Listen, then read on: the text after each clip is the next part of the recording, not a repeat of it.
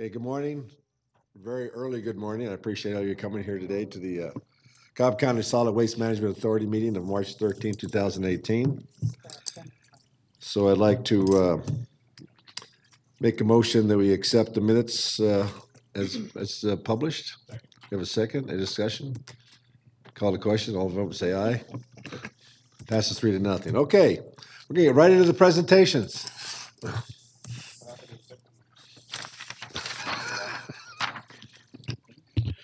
Good morning, Chairman, Commissioners, Mr. Morning, County good to have Manager.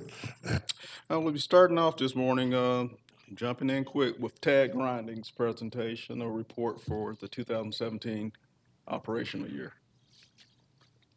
Reporting for them will be their Chief Financial Officer, Mr. Jay Brooks. Good morning. Good morning, Mr. Manager. My name is Jay Brooks. I'm with Tag Grinding. So this past year, we've had a pretty successful year. It's increased a good bit, as you can tell. The revenues have come up a lot. Since 2015, revenues have jumped by 69%. So we've had a pretty successful year. We've already noticed an increase of close to 50% for this year over last year. So we've been very busy, to say the least. So next slide is this is a new machine that we've had to purchase due to the increase of materials coming in. The wood market that we're supplying is becoming pretty saturated due to all of this wood being on the market. So this is one machine. We've got others that we are committing to Cobb County. We're reinvesting $1 million worth of equipment in the last 14 months to the Cobb County facility to try to help process and get rid of this materials. Hey, Rob, could that not be used as kind of like mulch and some of the things for our parks and things like that? Parks does come get a lot. Like if Cobb County DOT comes get some, Keep Cobb Beautiful, any of them come by, we're more than willing to give it to them. What do you do with all the sawdust? So the sawdust, that right there, that makes like a chipped material. So the chip is more of a uniform than the old-fashioned mulch that we used to make. Right. So the mills are starting to want this chipped unified material because it's got their BTU value is more consistent. And it's easier to run through the processes. So that's the reason why we're having to reinvest $1 million. The old way, we've got it down pat. This new way, we're trying to, we are coming across a few stumbling blocks, but we are getting it figured out and we're making it work. And do they take this chip and make plywood out of it, or They take this and they burn it to create electricity. The paper mills, they're not on the power grid. They have to generate their own electricity. We sell to a power plant in Barnesville, Georgia, that puts grid back on to the Georgia power grid. Oh, wow. Okay, great. Yes, sir. So in a year, they told me one tractor trailer load powers 250 homes for a day. So we try to send out 10 tractor trailer loads a day is our goal. That's amazing. Yes, sir. 10 tractor trailer loads of that. That's our goal. Yes, sir. Some serious trees. Yes, sir. There's this enormous amount of debris coming in. It's unprecedented. Since we took over, since it was privatized and we took over, this has grown by four times since we've taken over. Yeah, sure, absolutely. And a lot of this is from our own storm debris, our Yes, DOT ma'am. picking up. Yes, ma'am. We've got a lot. And we're still picking up from the storm debris back in December. And it's amazing how many citizens come in and say that they are still cleaning up their yards from the Right. storm debris. And it's normally November through February is our off season. We have not had one this year. It's been wide open. That's great. I'm happy. This always is good for your business, right? Yes, sir. It's good for the business, good for the county. It's good for all of us. Yes, sir. is any of this used for cover for other landfills? Currently, I don't know of any being used for cover for landfills, but any opportunities to put it out there, we'll be more than happy to talk to them. We haven't been approached by any of them. Okay. That's pretty amazing stuff. 10 tractor loads. That's your goal. 10 tractors. Yes, every sir. day. Yes, sir. That's our goal every day. We used to. So natural gas has come in and been a huge competitor for us to sell into the paper mills. Before that, we'd do 100, 150 loads a week. All right, well, I'm glad for you. Thank you. Okay, thank you for your presentation. Thank you. Appreciate it, very informative.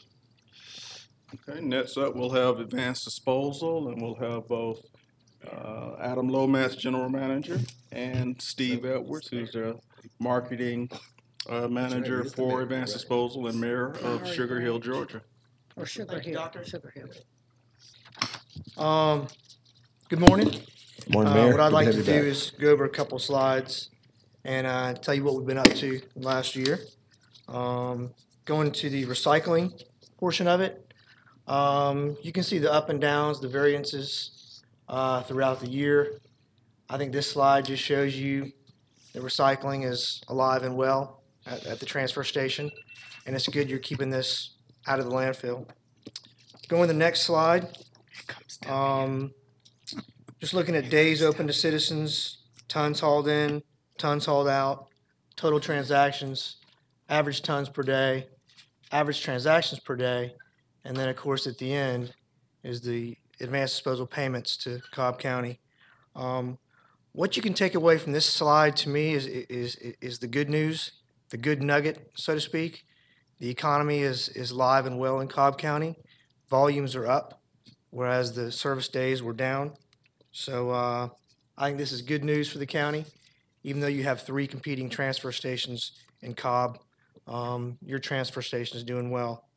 To kind of address an elephant in the room, we've had a couple issues with our subcontractor doing the hauling that hauls the solid waste to our landfill, Eagle Point landfill.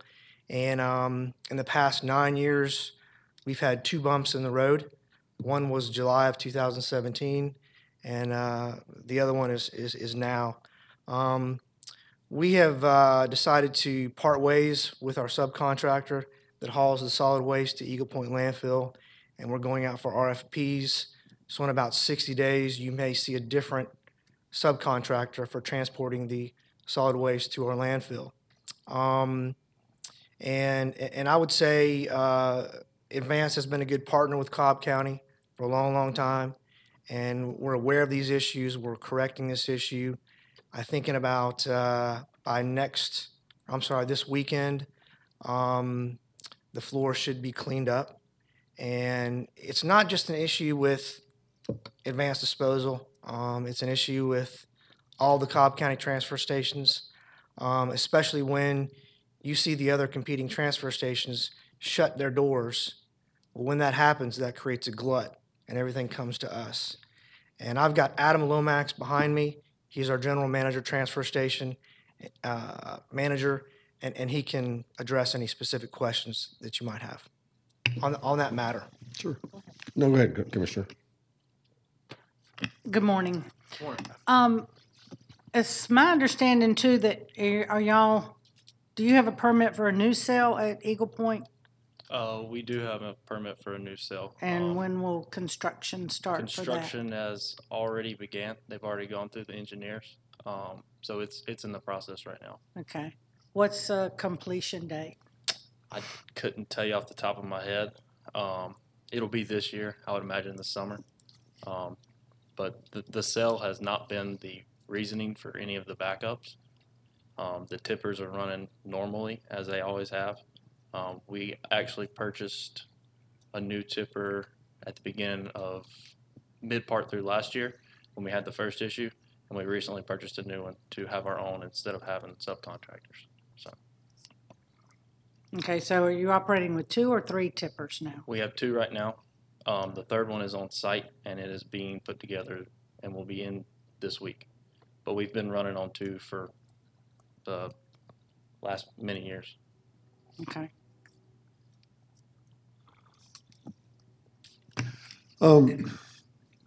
If I remember, wasn't there an issue last year sometime when they had the backup there about the drivers? Or was that, Yes, there was a shortage of we drivers. just couldn't find drivers? Right. Yeah, I think that brings up a good point, is that, talk about a great example of why it's so important to properly, compensate the workers. Yes, absolutely. Because they can bring something like this to a halt, Yes. and you'll know right away how important this line of business is. Right. So, we're bringing in more garbage every year because we have more people moving here. And I have noticed the lines, Yes, sir. myself having used the service, and I really like the service. They do a great job there. Is there anything we can do to address those lines that you're looking at? Or anything we can help you with to address those lines? So I ran a number for this past Saturday. We did about 780 customers. And, That's 780 vehicles. Yep, in one day. It's always like that on Saturday. So a big problem with it is the high number of cash customers. And if they're bringing a trailer in, it takes time for them to unload the trailer. Right.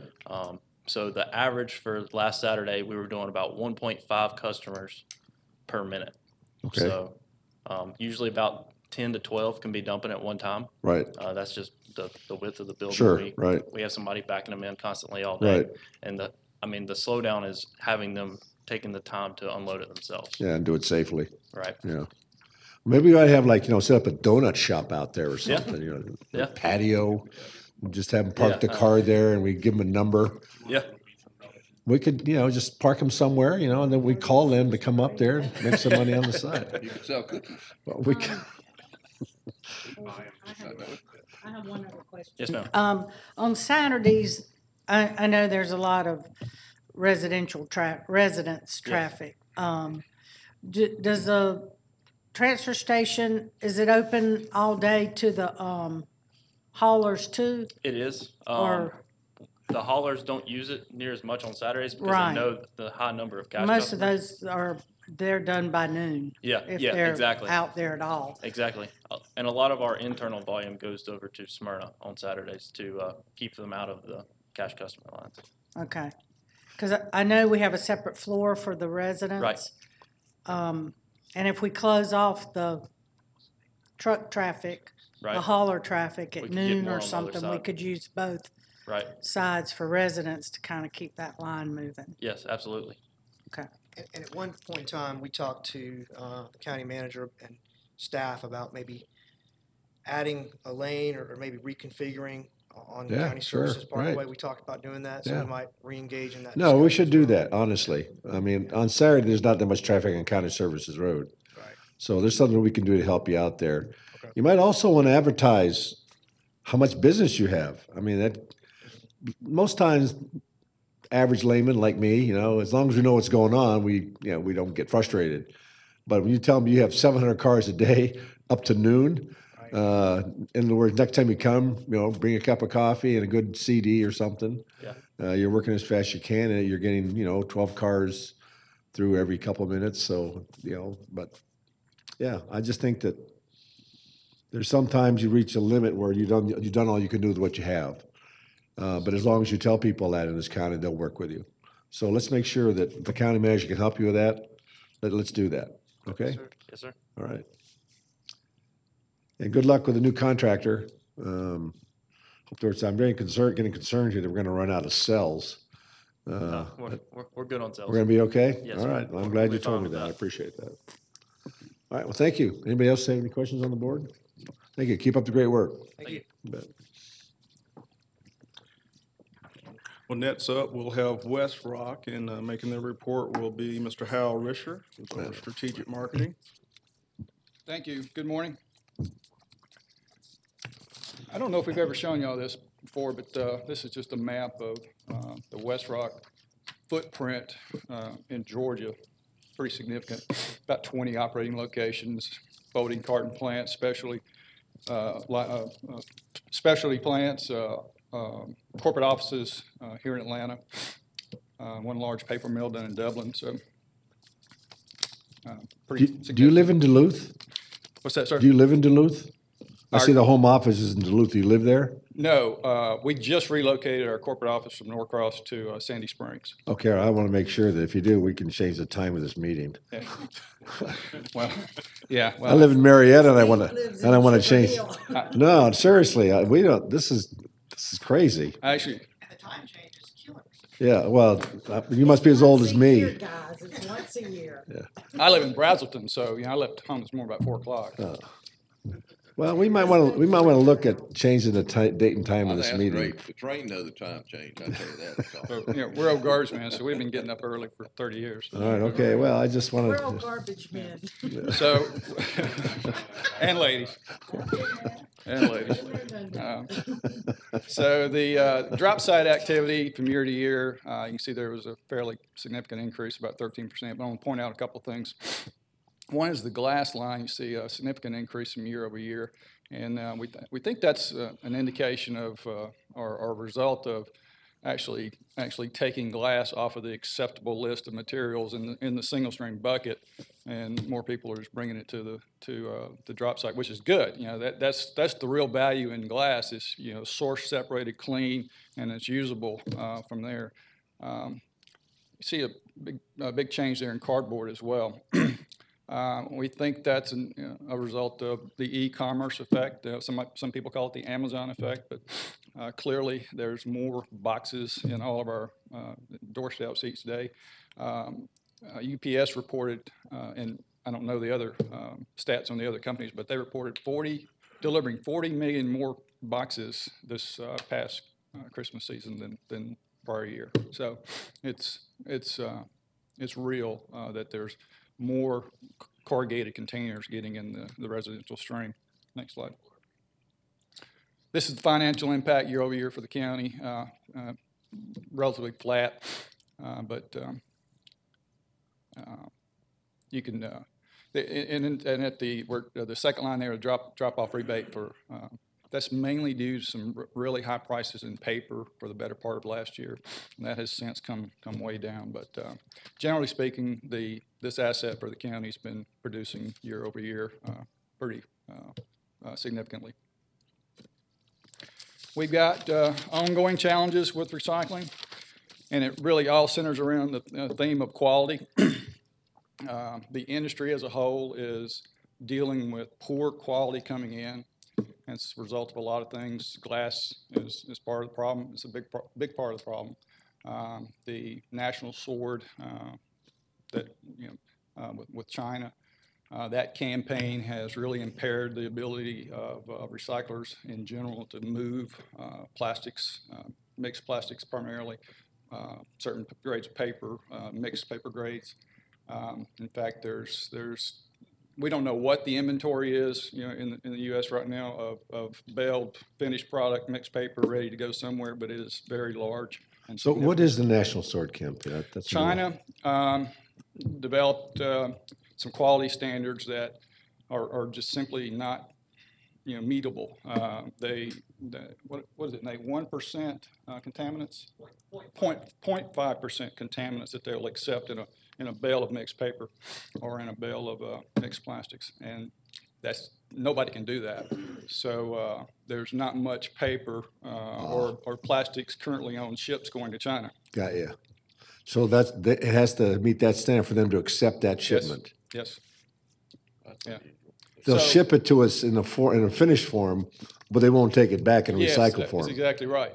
And it is really having an effect. It's certainly a short-term effect. We don't know what the long-term effect is, right, as an industry, right, and what's happening with volume being able to be shipped over there. But currently, as we speak, there's not enough consumption in domestic mills to handle what's being generated in North America. So we're watching that closely. West Rock, although we're primarily a consumer of brown grades, corrugated grades, OCC, that we produce linerboard pretty much. But we are converting some of the mills, or some of the mills are at least testing mixed paper, running in with corrugated to make linerboard. So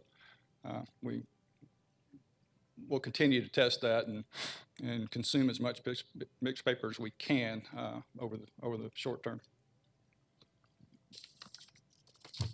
Just line about the mixed glass in unreliable markets. You're just having trouble finding ways to recycle that glass, or? Yeah. So mixed glass, in your single stream bucket, when it gets through the process, through the collection system, compacted in the truck, in some cases being put on a transfer floor, compacted again, right, and then ultimately getting tipped over here to the recycling floor, then goes through the sorting system, glass breakers. So when it comes out of the system, when it drops through the glass breakers, you really can't tell that it's glass. It's got bottle caps, shredded paper, chicken bones, everything else that'll fall through those small screens.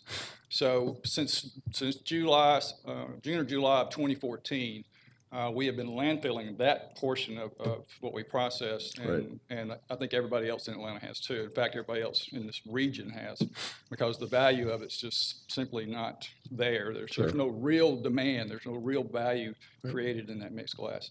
Different story on the source separated glass. You know, they can be mixed, but as long as it's just glass, then there's a true value to that. Okay. Any other questions? Thank you. Always. Well, Thank one thing might consider with the glass, okay, because like my wife bugging me every time because the glass is in one place.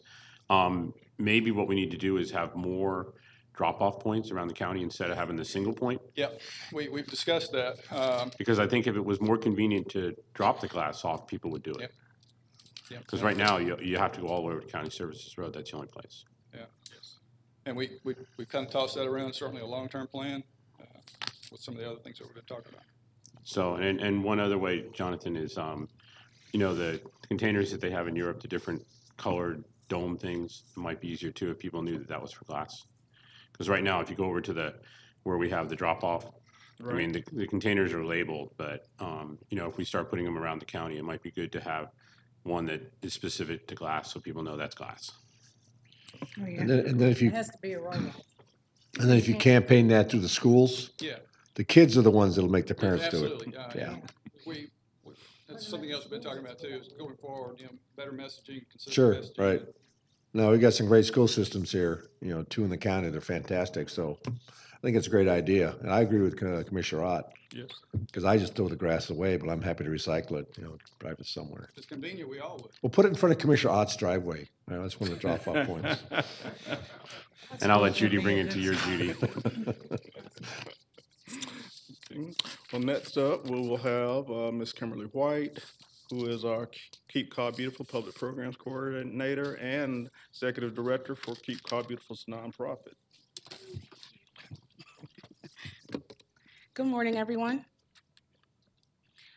Okay, so our nonprofit update, our executive committee board is made up from, or committee is made up from Enrico Washington, he's from District 1, Harvey Williams from District 4, Michael Nagy from District 1, Eva Tackett from, she's actually our representative from Keep Smyrna Beautiful board, and Aaron Mulgrew from District 3. We also have our associate board members that participate on our board, and we have 5 high school juniors and seniors, and the high schools that they represent are Pope High School, Harrison High School, Wheeler High School, and North Cobb High School. So what we do, we have 4 main focus areas: litter prevention, community greening and beautification, waste reduction and recycling, and then water, which is specific to Georgia, Florida, and Alabama affiliates. These are our programs at a glance. So we've got quite a few of them, but some that I'm just going to point out that are really popular are Adopt a Mile program, Bring One for the Chipper, and our Household Hazardous Waste program. So our Bring One for the Chipper, this past year we collected 19,270 trees. Those trees were also mulched. That was a partnership with Davy Tree and also with Tag Grinding. And we distributed 950 seedlings, and they were dogwoods, white oaks, and red buds. This past year, we also, for our Adopt a Mile program, we increased our numbers of Adopt a Mile. So we have 1,179 volunteers. That's up from 700 volunteers for the year 2016. We also went up in our volunteer hours. The amount of trash collected from the sides of the road went up from 28,000 to 64,000. We also increased our number of miles that we collect on we have Adopt a Mile members. So we went from 166 to 174 miles. What was that last, you went from 28,000 to 64,000 Pounds. in 1 year? That's the increase. That's the increase, yes. So in 2016, it was 28,000, and in 2017, it was 64,000. Those are some busy volunteers. Yes, and I mean, we did increase our numbers of adopt-a-miles that we have. Well, you increase your, so you doubled your volunteers, but you still did more than double the amount of trash collected, so We did. that's great. Thank you. Our community recycling events. So we added textiles and polystyrene, which is styrofoam, to the events in 2017. And so we increased these numbers as well. So our document shredding went from 23,000 to 58,500. Our electronics recycling went from 16,379 pounds to 42,520 pounds. Our polystyrene, we collected 23 bales. We had about the same amount of volunteers at the events, but we increased our number of cars. So in 2016, we had approximately 600 cars to participate, and last year in 2017, we had 1,500 vehicles that participated in the events.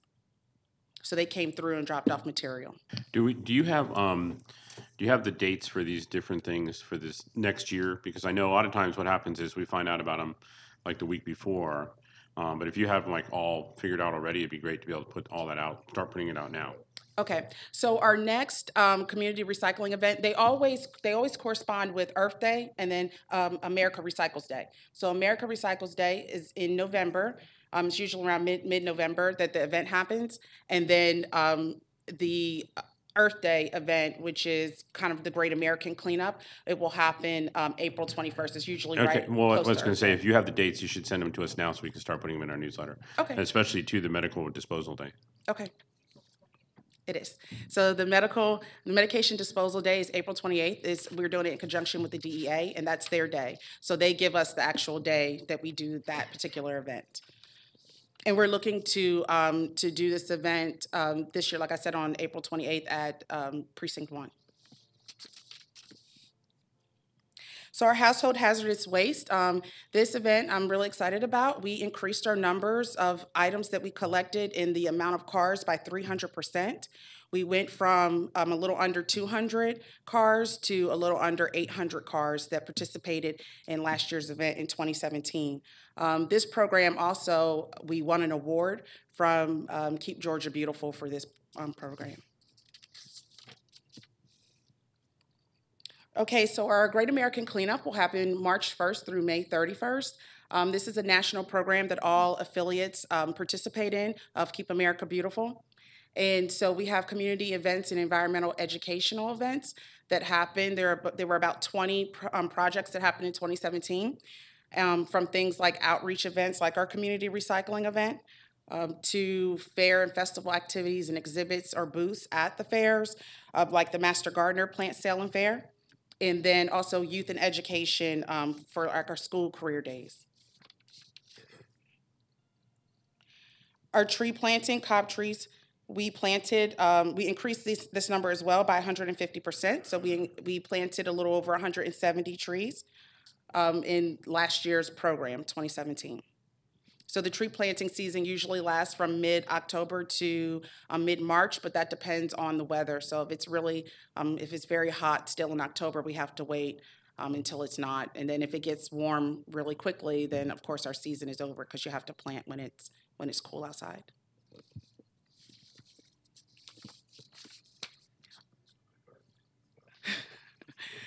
Our Dig in the Dirt grant that the Keep Cobb Beautiful Board participates in is in our 6th year.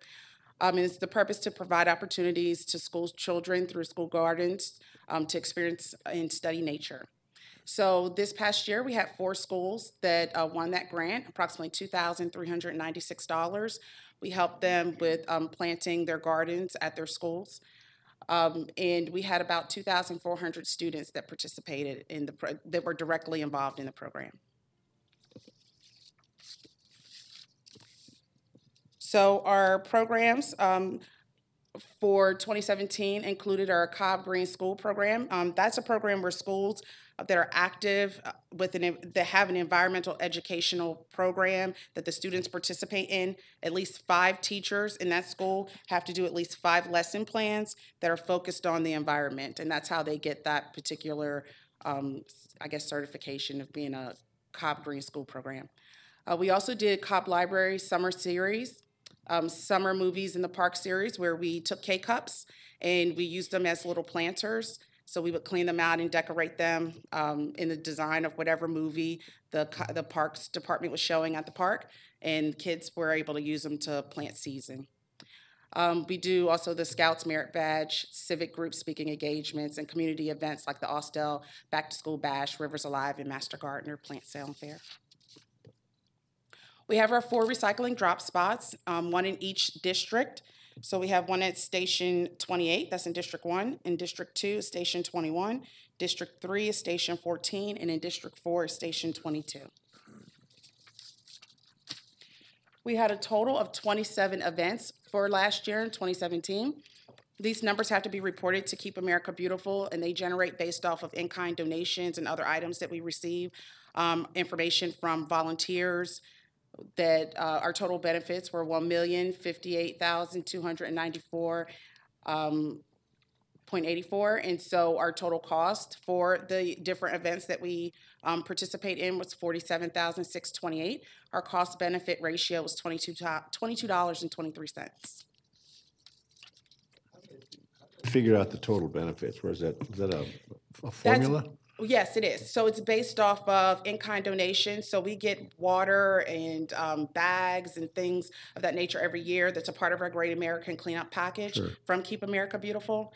And we partner with Home Depot and also with Lowe's. That's on the national level, but they give all of their affiliates items that helps us, do our events each year. And the total cost, is that out-of-pocket expenses, or what is that?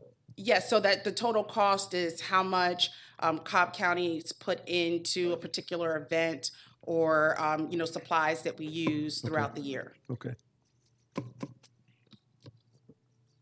So this past year, we won a lot of awards. So in 2017, we won first place for Affiliate of the Year, first place for Waste Reduction and Recycling. That was for the HHW event. Man of the Year was Barry Krebs, he's in District 4. Woman of the Year, Erin Mulgrew, District 3. Elected Official of the Year, Commissioner Joanne Burrow. Second place, Overall Community Improvement. Second place, Litter Prevention, South Cobb Lions Club, that's in District 4. And third place for Community Beautification, and we also got our Governor's Circle Award. We also won a Keep America Beautiful Award. We won the National Affiliate of Excellence Award. I received my Community Environmental Professional Certification, and we also received the President's Circle Award. Congratulations. Thank you. For years, Keep Cobb Beautiful was at the top on local, state, and national awards, and we're back. Thanks to you, Kimberly. You've done a great job with your staff and being short-staffed for a lot of the year, but also your board. And so it's very important that we keep your board at our 15 appointees to help you out. But y'all are doing a great job, and I'm very proud of everything you do. Thank you. Our upcoming events, so April 20th is the Master Gardener Fair. The KCB informational booth will be there. That particular fair will last through the weekend, but we'll just be there on the Friday because Saturday we have our community recycling event at Jim R. Miller Park. April 28th is Medication Disposal Day at Precinct 1, and then June 23rd is the HHW, which stands for Household Hazardous Waste Amnesty Day, and that's going to be at Jim Miller Park as well.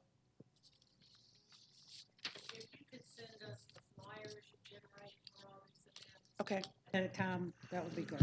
Absolutely. Are you going to I know talk? I get 'em. Are you going to talk about the Hefty program? I'm sorry? You're going to talk about the Hefty bag program or the Dow Chemical one? Okay, so. Yeah, why don't you tell them about what we're working on?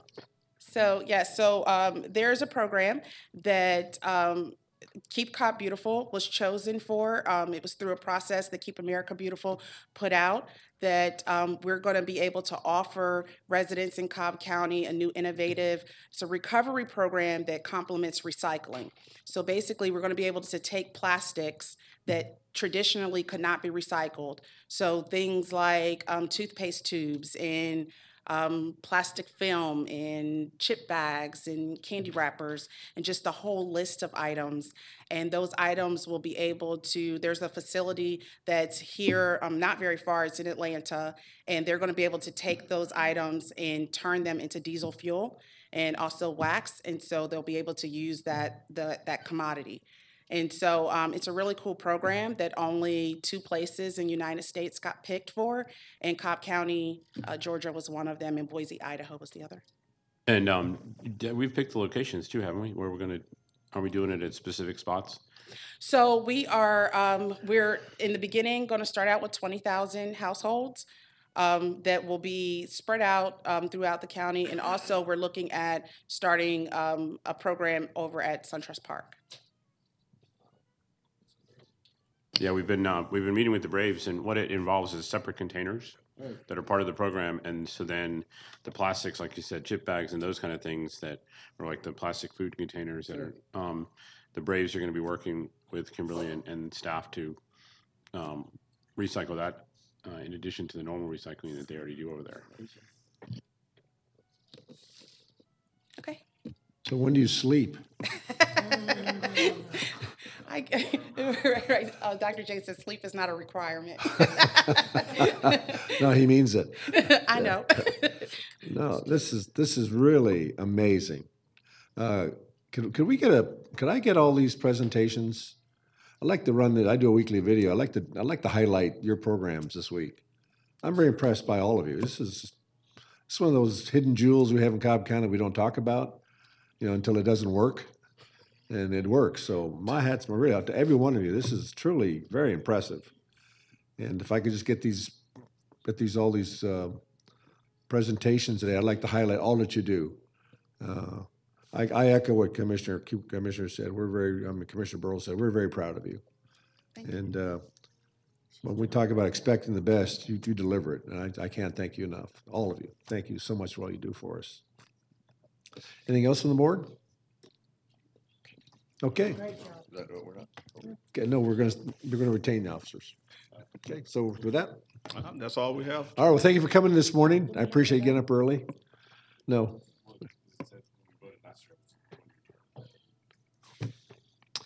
You better vote.